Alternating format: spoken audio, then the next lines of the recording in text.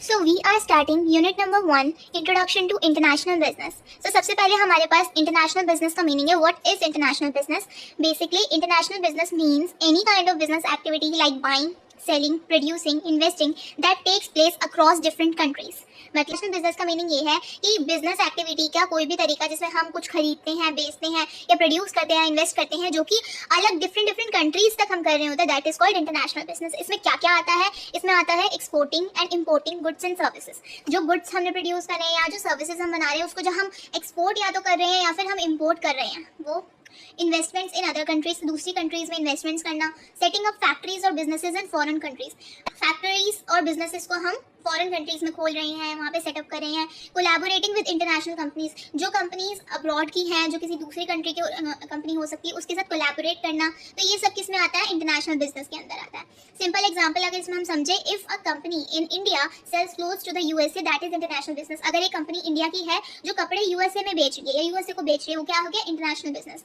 What is globalization? This is the second topic. So globalization means the world is becoming more connected and interdependent. Globalization का simple meaning क्या है कि world जो है ना वो साथ में कनेक्ट हो रहा है और इंटरडिपेंडेंट हो रहा है. ठीक है.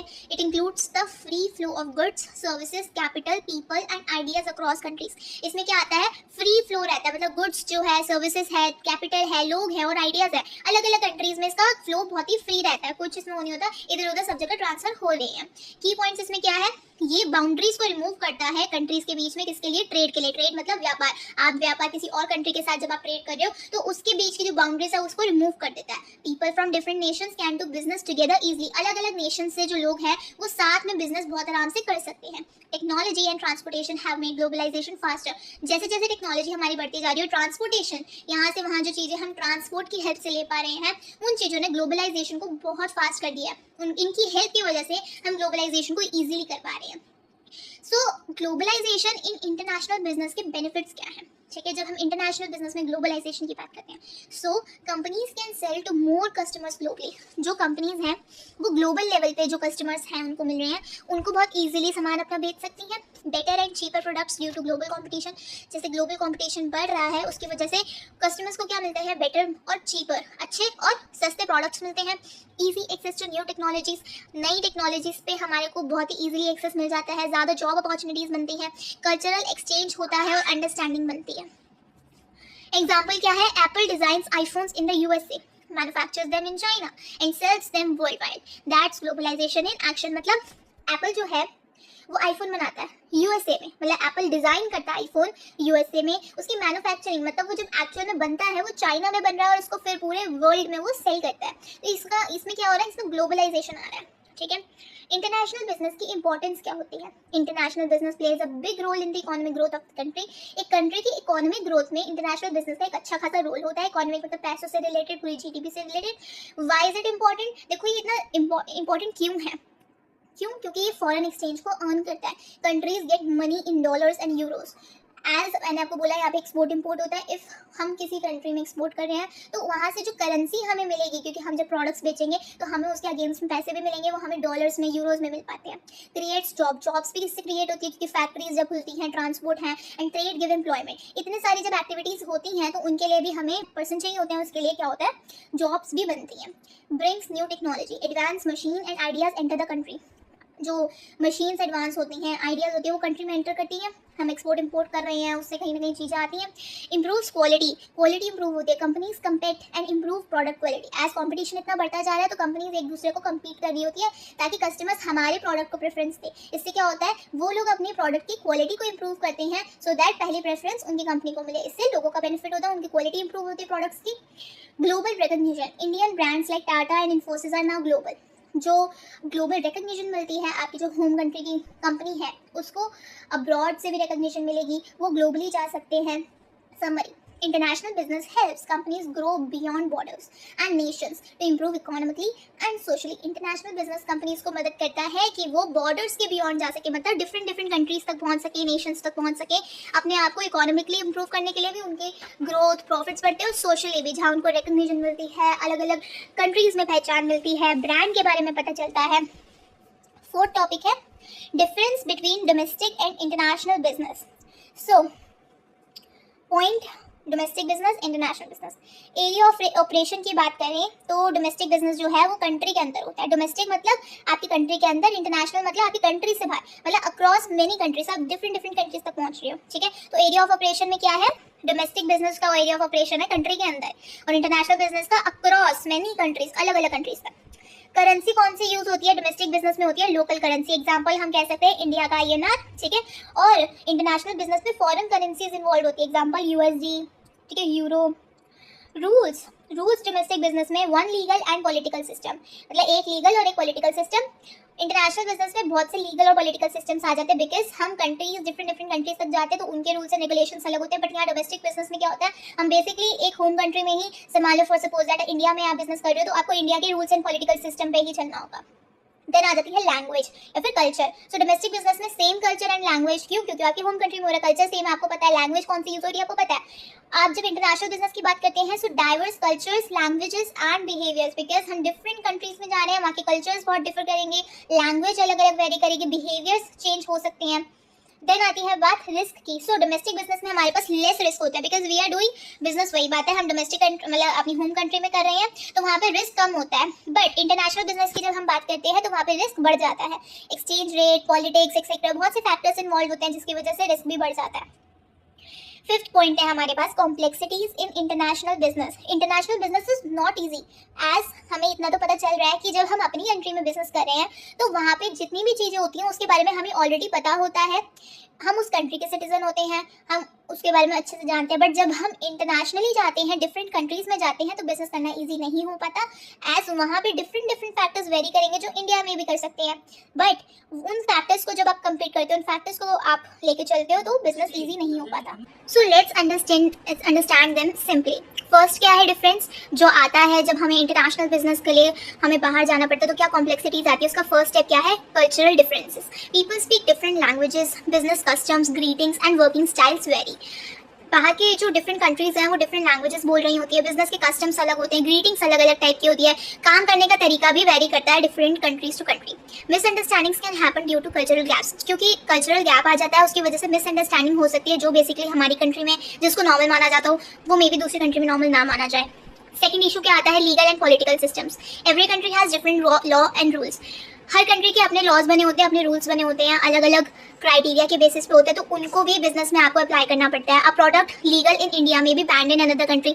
जो प्रोडक्ट में भी इंडिया में आपका लीगल होगा यूज़ करना, कि आप यहाँ पे उसे इजीली यूज़ कर सकते हो, कोई उस पर पाबंदी नहीं है यूज़ करने में, बट वो शायद दूसरी कंट्री में बैन हो सकता है। इसका मतलब उसका यूज़ जो है वो वहाँ पे नहीं अवेलेबल हो। गवर्नमेंट चेंजेस और वॉर्स अफेक्ट इंटरनेशनल बिजनेस। अब वहाँ की गवर्नमेंट जो है या फिर कोई वॉर जो उस कंट्री का चल रहा हो जहाँ पे आप बिजनेस कर रहे हो तो वो आपके बिजनेस पे इम्पैक्ट डाल सकता है। थर्ड पॉइंट है currency exchange issues. Value of money, rupee, dollar keep changes. जो पैसों की वैल्यू होती है, करेंसी की वैल्यू होती है, वो चेंज होती रहती है, उसकी वजह से भी प्रॉब्लम आती है। Profit can reduce if exchange rates go against the business. अगर एक्सचेंज रेट्स जो है वो आपके बिजनेस के अगेंस्ट जा रहे हैं, मतलब आपके लिए इतने बेनिफिशियल नहीं है, तो प्रॉफिट जो है वो कम हो सकता है। फोर्थ पॉइंट है trade barriers. Some countries impose taxes और limits quotas on imported goods. कुछ कंट्रीज जो होती हैं ना वो टैक्सेस लगाती हैं या फिर लिमिट कर देती हैं, यानी कि कोटा सिस्टम लगा देती है जो भी गुड्स उनके इंपोर्ट हो रहे होते हैं। रूल्स में restrict the free movement of goods. Rules जो वहाँ के बने हैं वो शायद रिस्ट्रिक्शन लगा सकते हैं हमारे जो गुड्स का फ्री मूवमेंट चल रहा है, इजीली गुड्स ट्रांसपोर्ट हो पा रहे हैं उस पर। फिफ्थ पॉइंट क्या है, economic condition. Inflation, recession, interest rates all vary across Nations. जब बिजनेस करते हैं इन्फ्लेशन जो जिसमें प्राइसेस बढ़ जाते हैं, पैसे की वैल्यू बढ़ गई, रिसेशन भी आता है मार्केट में, इंटरेस्ट रेट्स चेंज हो जाते हैं, तो ये सारी चीज़ें जो हैं अलग अलग नेशंस, अलग अलग कंट्री पे डिफरेंटली अप्लाई होती हैं। A good business is in one country may fail in another country due to economic differences.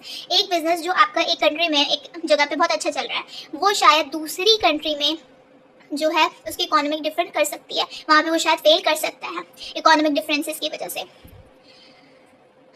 Next हमारे पास टॉपिक है stages of internationalization. When a company grows from domestic to international it passes through 4 stages. जब एक company अपनी domestic जहाँ पे मतलब वो होम कंट्री में बिजनेस करी, जब वो वहाँ से इंटरनेशनल तक पहुँचती है तो वो 4 स्टेजेस के थ्रू निकलती है। वो स्टेजेस, सबसे पहला स्टेज होता है domestic stage. Focus is only on local market and customer, no international presence. पहले आप डोमेस्टिक स्टेज पे होते हो जहाँ पे आप होम कंट्री में ही बिजनेस कर रहे होते हो, सारा फोकस आपका किस पे होता है, वहाँ की लोकल मार्केट पे होता है, वहाँ के कस्टमर्स को होता है, एक पर्टिकुलर एक कंट्री के कस्टमर्स को सेटिस्फाई करने में होता है। इस टाइम पे कोई इंटरनेशनल प्रेजेंस की बात नहीं होती, इंटरनेशनल बिजनेस नहीं अप्लाई हो रहा था। सेकंड स्टेज होती है इंटरनेशनल स्टेज, स्टार्ट्स एक्सपोर्टिंग और इंपोर्टिंग गुड्स। ये वो स्टेज होती है जहाँ पे आप अपने गुड्स को या तो बाहर भेजना शुरू करते हो या फिर इंपोर्ट होना शुरू होते हैं। Initial contact with global market, ये पहला कॉन्टैक्ट होता है, इनिशियल स्टेप होता है जहाँ पे आप ग्लोबल मार्केट मतलब सारी कंट्रीज जहाँ आ जाती है वहाँ पे कॉन्टैक्ट आपका होता है। थर्ड स्टेज है multinational stage, sets up branches और ऑफिसेज इन फॉरेन कंट्रीज। अब आप इंटरनेशनल तो चलेगा, मतलब ग्लोबली जाना शुरू करो, उसके बाद क्या, अब आपने अपनी ब्रांचेस या फिर ऑफिसेज फॉरेन कंट्रीज में, लाइक सपोज दैट आप इंडिया में बिजनेस कर रहे हो, अपने यूएसए में भी अपना सेटअप किया, वहाँ पे आप ब्रांचेस खोल रहे हो, या फिर कनाडा में आप अपनी ब्रांचेस खोल रहे हो, अपने ऑफिसेज खोल रहे हो। Adapt to local culture and market, तब क्या वहाँ की आप लोकल कल्चर, वहाँ के लोकल मार्केट में अडेप्ट होना शुरू करते हो। फोर्थ क्या है, global stage, things and operates as a global company. अब आप सोचते हो और जिस तरीके से काम करते हो आप ग्लोबल कंपनी की तरह करते हो, क्योंकि अलग अलग कंट्रीज में आपका ब्रांड चल रहा है, अलग अलग कंट्री के कस्टमर्स की अपनी डिमांड है, अपने कल्चर्स, अपने कस्टम्स हैं, उसके अकॉर्डिंग आप सोचते हो, उसके अकॉर्डिंग ही काम करते हो। Uses global resources and strategies, आप ग्लोबल रिसोर्सेज का यूज करते हो, ग्लोबल रिसोर्सेज का यूज करते हो, ग्लोबल स्ट्रैटेजीज का यूज करते हो, किस तरीके की स्ट्रैटेजी कहाँ पे अप्लाई होगी उसके अकॉर्डिंग। एग्जांपल देखो, ये मेरे दिमाग में आता है, McDonald's started in the USA. McDonald's सब जानते हैं, बर्गर्स वगैरह का एक फेमस आपका वो है। मैकडॉनल्ड्स जो है वो यूएसए में स्टार्ट किया गया था, देन एंटर्ड अदर कंट्रीज। उसके बाद क्या है, ये अलग अलग कंट्रीज में एंटर किया and now works with a global strategy. अभी ग्लोबल स्ट्रैटेजी के साथ यूज होता है, like we know in India हमें मैकडॉनल्ड्स का जो है आलू टिक्की बर्गर मिल जाता है, बट आप डिफरेंट कंट्रीज में जाओगे वहाँ पे मेन्यू आउटलेट डिफरेंट तरीके से चलते हैं। फिर आ जाता है सेवेंथ, हमारे पास नेक्स्ट टॉपिक है orientations in international business, EPRG framework.